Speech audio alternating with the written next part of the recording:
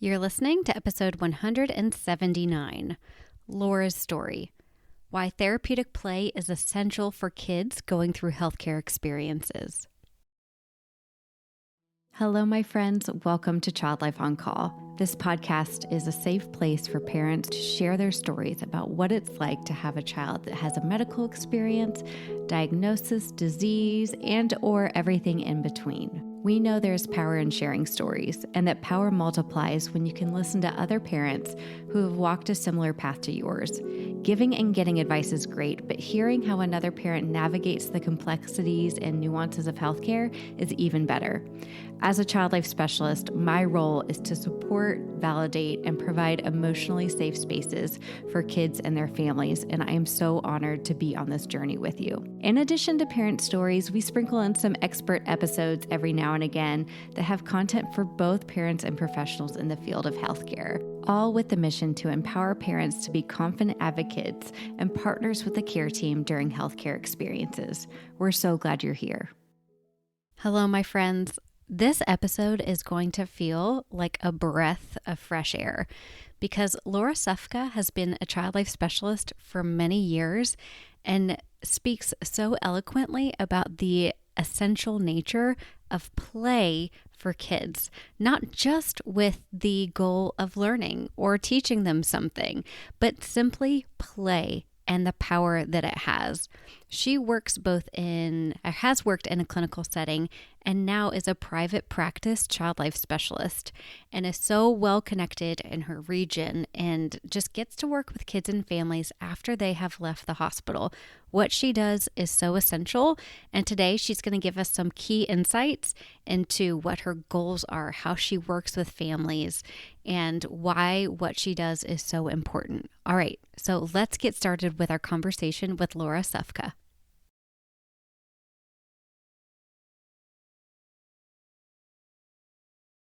I'm sitting here in my office in Texas, and she's way up there in Minnesota, right? Yep. Minnesota. Minnesota. And we have been in each other's lives via social media and Instagram and now the Child Life Circle for a long time. And so it's like very cool to get to talk with you. And I know on a personal level, your positivity, your support, the little messages you send me mean more than I could ever say. So I'm just so excited to finally get to know you via the virtual world. I'm super excited about today too. I feel like it's so weird to not really ever meet somebody yet feel like you can just add a little like joy to somebody's day or just like root them on and just provide a little encouragement. So that's always nice. Especially I know you have littler ones than I do. And so I'm like, oh yeah, been there, done that. And you're rocking it every day. We're like doing our very best. So Yeah, you were specifically hilarious when I was going through the fish issue that we just became a fish family and it was yeah. already drama and tears before the fish were even in the tank. Okay. And I was like, yeah, you're done. You're fine with one. Just be done with that and it's fine. And you're giving so much to your children and fish don't need to be a part of that. Your advice was so good too, because I was asking you about a snail to clean the tank. And you're like, whatever new comes to the fish bowl, like is from their money. Yes, totally. Why don't you just take some time introducing yourself, who you are, where you live, a little bit about your work and your life and all that good stuff? So I'm Laura Sufka. I have been a child life specialist for 23 years, which is just phenomenal and amazing. When I first started my career, I've always worked in Minnesota, but I've worked at different facilities, different children's hospitals, different community-based hospitals. I am a dabbler and I love to keep learning. I'm a lifelong learner. And so I'm not specifically like moving jobs, I'm just moving within these amazing children's hospitals that are growing.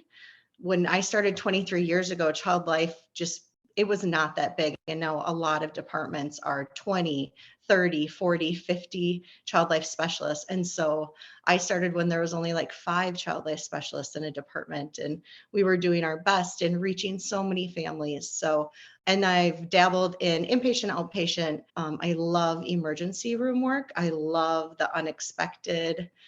not really knowing who's coming through the door, how they're coming through the door, and then they leave feeling so empowered and just feel so proud of themselves.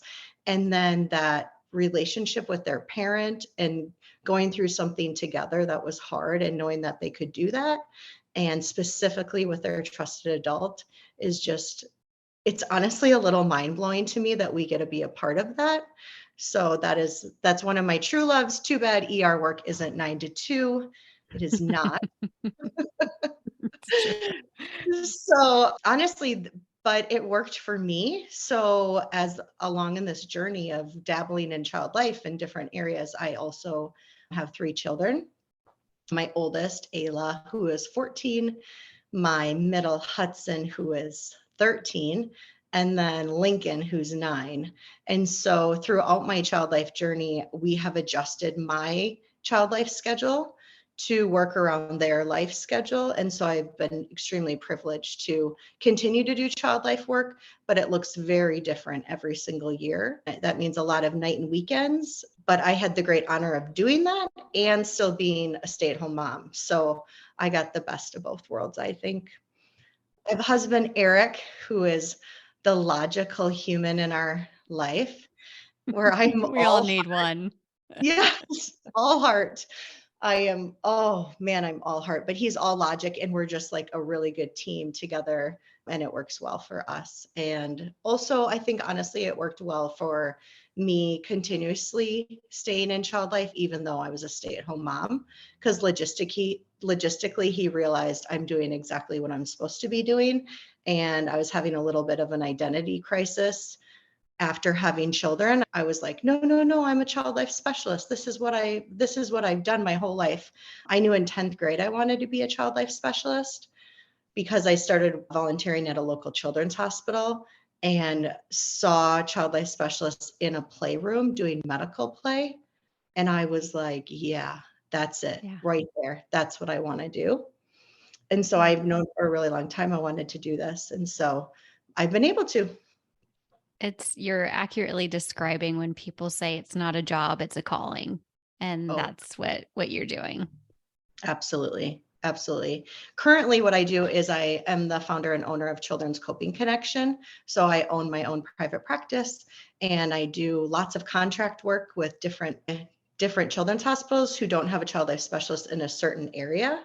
And I do a lot of grief and loss work with different hospice or schools, community-based settings who are really looking for that support on how to explain death or a really traumatic event to their community, or to parents who are really looking for those words that they need to support their children. Well, let's start there. How do families find you or get in touch with you?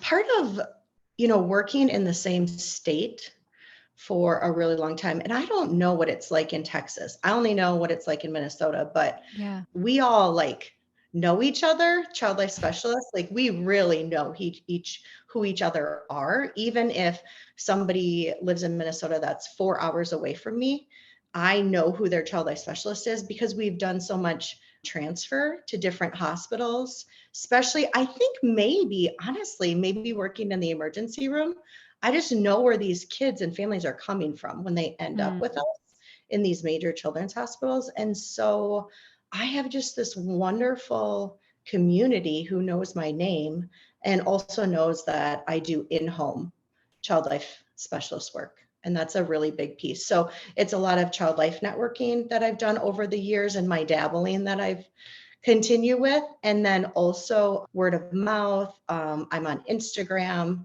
not like you're on Instagram. Like I'm just dabbling in Instagram. Well, you're doing a great job. No doubt about that. But I Whoa. think we grow up hearing it's not, you know, what you do, it's who you know. And sometimes that really helps us in our career, especially when you stay in one spot for a long time. And it sounds like, when child life specialists are working with families, they can say, hey, by the way, you can go talk with my friend over at Child Coping Connection. Is that right? What it's called? Children's Coping Connection. Children's Coping Connection. Mhm. And she can get you set up with resources or in home visits or whatever that may be. Yeah. It's interesting because I had this like just aha moment about maybe 6 months ago. And as a dabbler, I've always felt that that is a little bit like, Laura, why can't you just stick with one thing? Like, what's so Mm. hard about that? And the reality is I just, one day I was like, no, that was like preparation for me being in private practice. I Yeah. just had no idea that that's where I was leading. You Yeah. just don't know, right? Yeah. And I mean, I feel I'm also a dabbler or a juggler or, that kind of thing. And it's really, it feels like a gift sometimes that you Yeah. can be done with something and move on to the next project or challenge yourself. And now looking back on, I've only got 13 years of experience, but I'm so grateful I've bounced around from hematology, oncology to NICU to ER to radiology. Just it's such a gift to be able to look back and have had experiences in each corner of the hospital.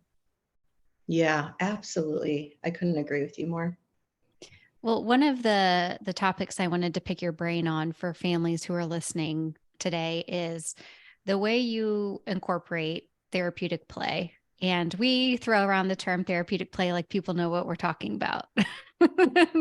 Right. And I think sometimes we can be compared to play therapists, and we are Mhm. always quick to say we are not play therapists. We are certified child life specialists. And it is a little bit of a different discipline, although play is, multifaceted, and we both, clinicians use it in different ways. But Yeah. how do you how did you gravitate towards therapeutic play? And then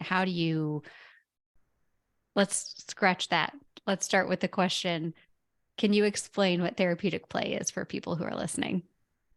So to explain what therapeutic play is really hard. Like you said, it's super hard also to, as a clinician, to explain it in one way and parents as another. So I'm going to go with like, how do I talk about it with these families that I'm working with? Because they're like, oh, you're a play therapist. No, I'm actually not a play therapist. I use therapeutic play as my modality. And that's different because when your child is working with me or I'm working with your child, I'm not looking to set any goal. I'm not looking to direct their play in any way. I'm allowing them to use play as a process and really use it as a space for them to process whatever is going on in their life. So, challenging life events, big feelings, a new baby in the house. I'm allowing this play to just be and to observe with my eyes what the child is doing. And so I'm not interrupting their play in a sense. I may be clarifying it, clearing up misconceptions, listening to them when they say, I don't want to do that anymore. I'm like, yeah, let's not do that anymore. That's great. Okay, sweet. What do you want to do? Instead of maybe holding them in that space and pushing them a little bit, that is not my job. That is not my role. That is not what, therapeutic play is. Hmm.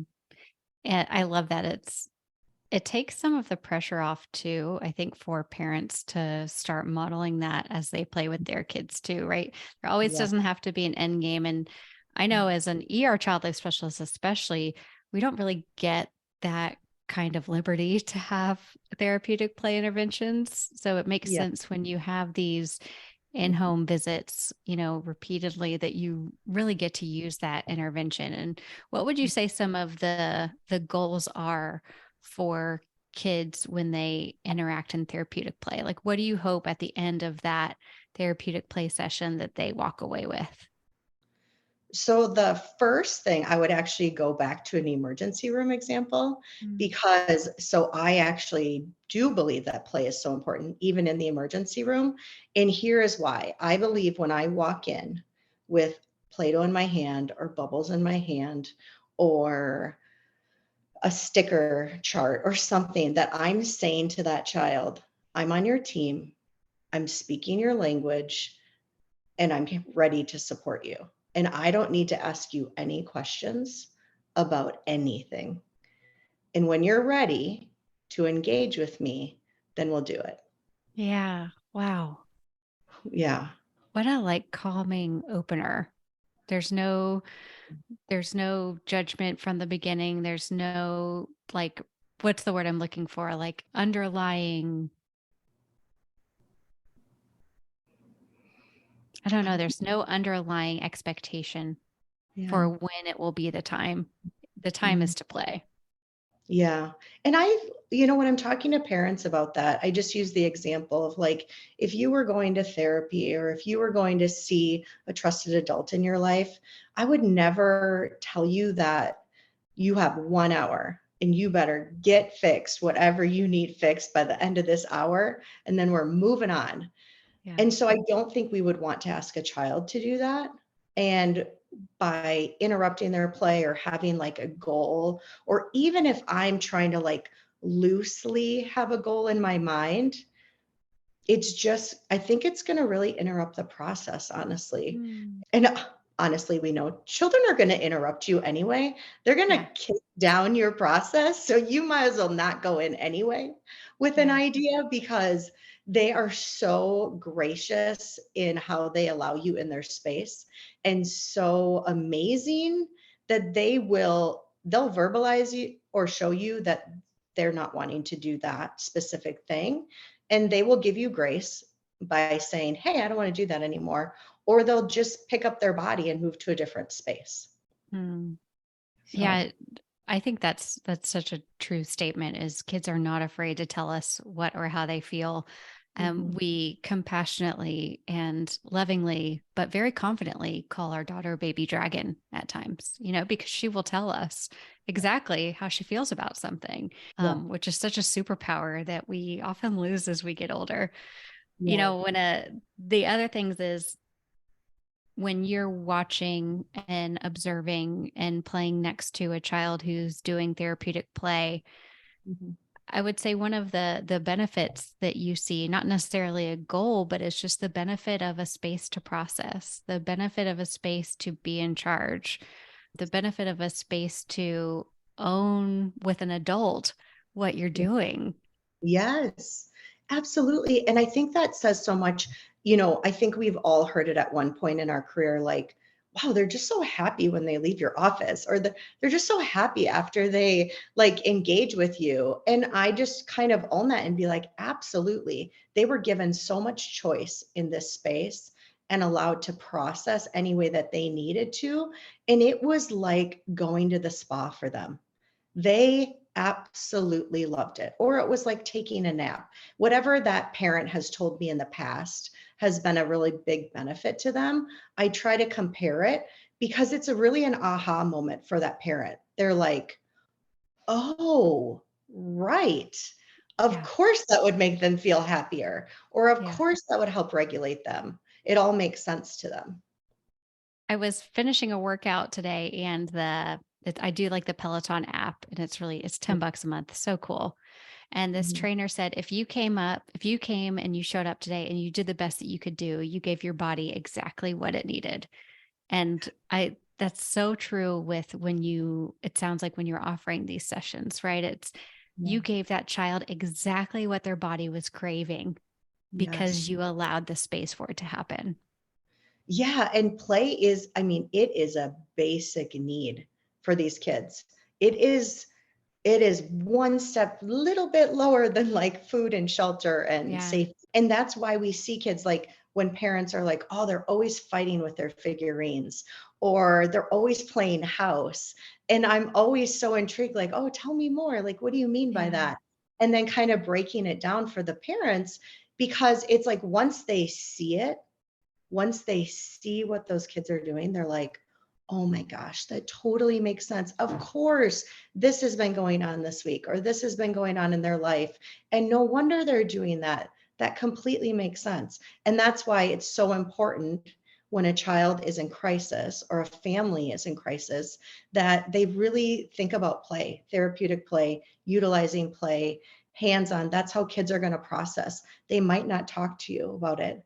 I mean, how scary to tell somebody exactly how you're feeling. Yeah. We as adults can't even do that sometimes. So we definitely cannot ask kids to do that. But we can ask them to play, or we can provide a space in the home that gives them an opportunity to process whatever's going on in their life. Mm. How would you tell parents to, if they were to kind of try this out with their kids and they're listening to this and say, that sounds really nice? What's a great way to start opening up the door? And there's so many ages that we could go to, but let's Mhm. start with like a 5-year-old boy or a 5-year-old girl or just somewhere in that age. What are some of the go to things you would get started if you had no information and they were just kind of going to show up to your office? What would you have out? I am big into large gross motor because I don't think kids get enough of it, right? So if I was doing like a feelings check-in, I'd have giant pictures of feeling faces on the wall, and then I'd have a bunch of cush balls, and like that's how we would check in for the day. I wouldn't ask them to sit. I wouldn't ask them to come to my office space. I would maybe do this outside. And I would say, "How was pizza today at lunch?" Or, "How was school lunch today?" And then they'd chuck the cush ball at whatever feeling that was. And then, "How was math today?"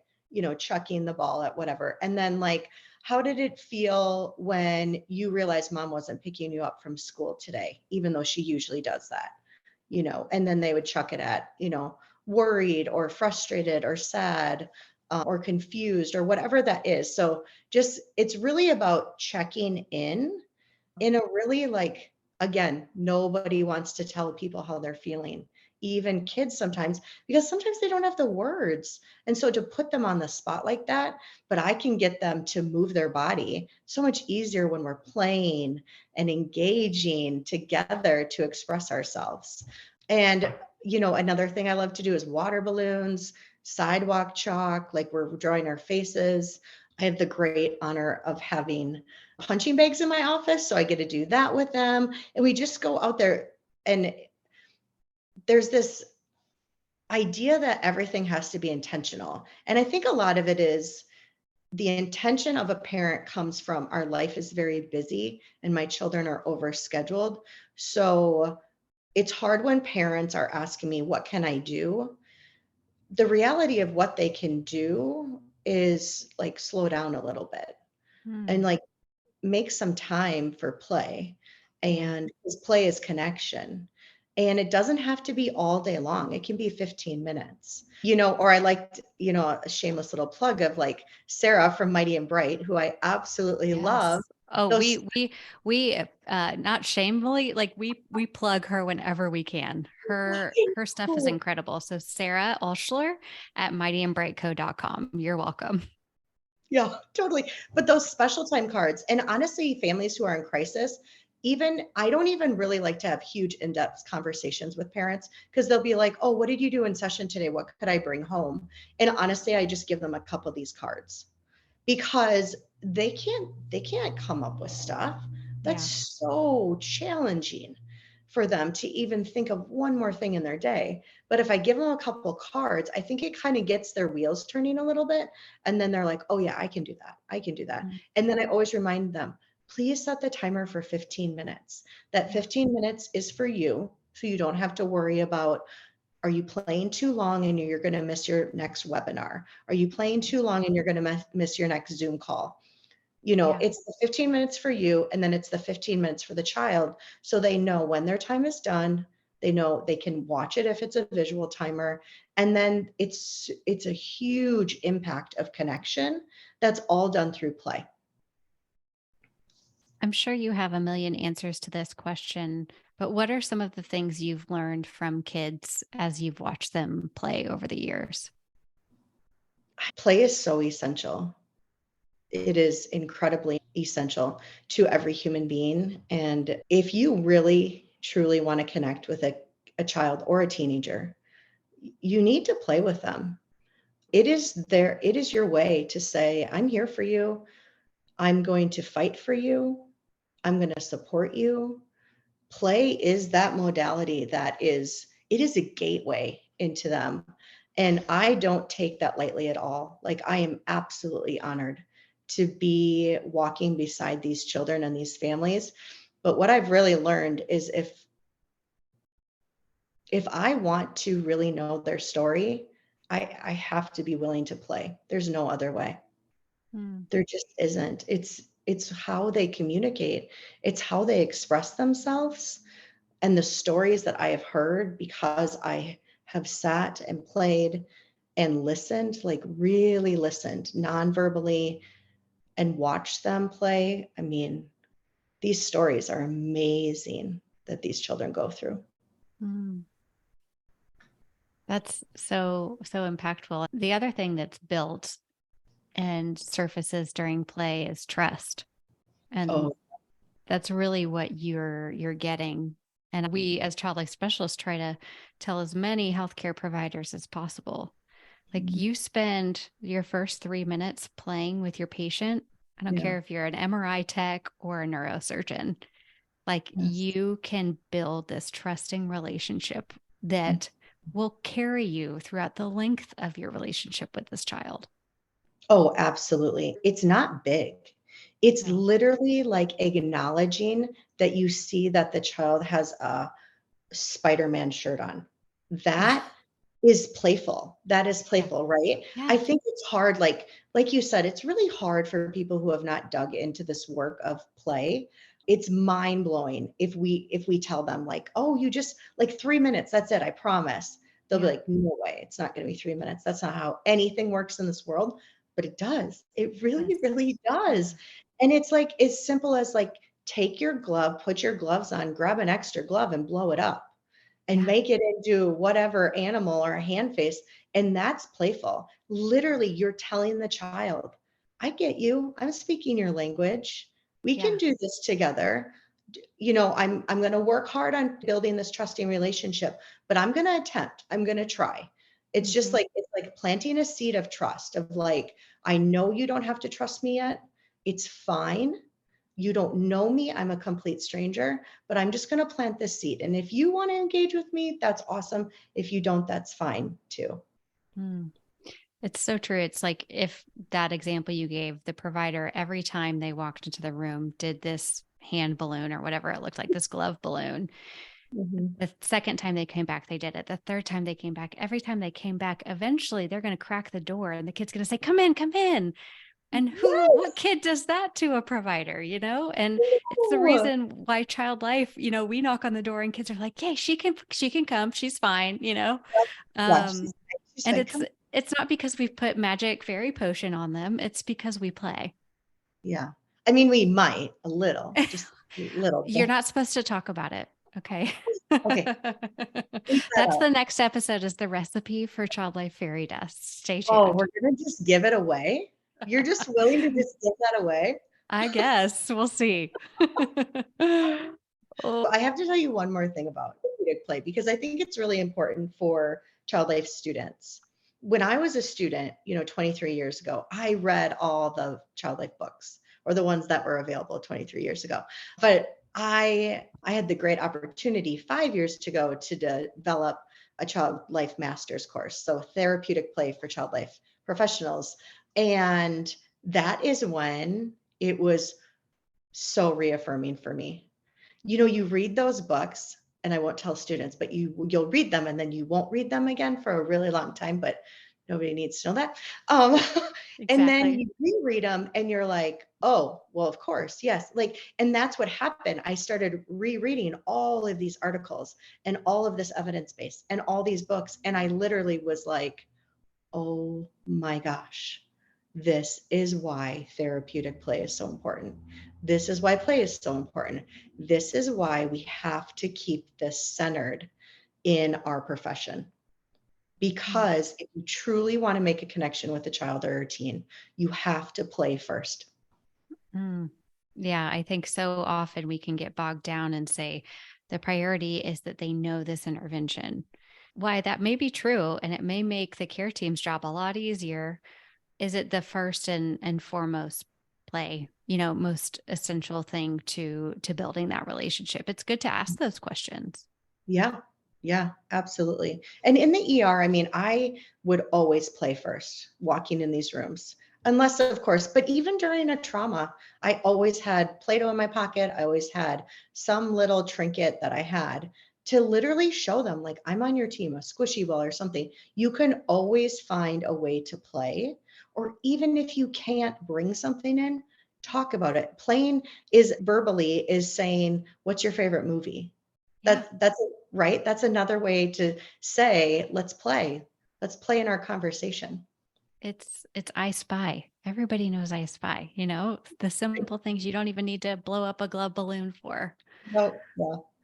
Well, Laura, I have loved talking with you, and it just feels so good to be reaffirmed, about how essential play is, not only as we navigate our role in the hospital, but just for parents to kind of lower their expectations when it comes to a play outcome or it comes to a purpose.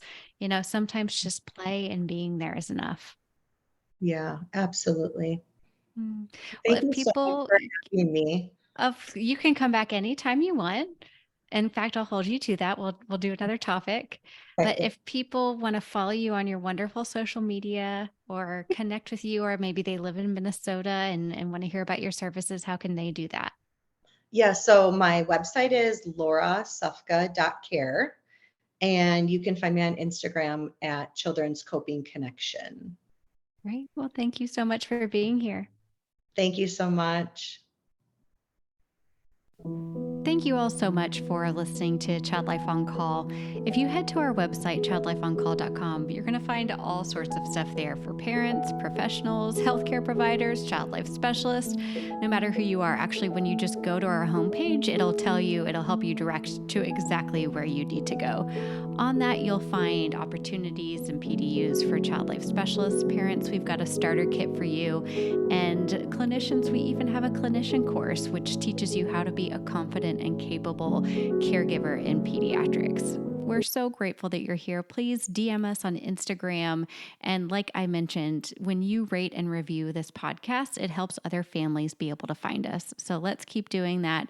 And I will see you again here next week.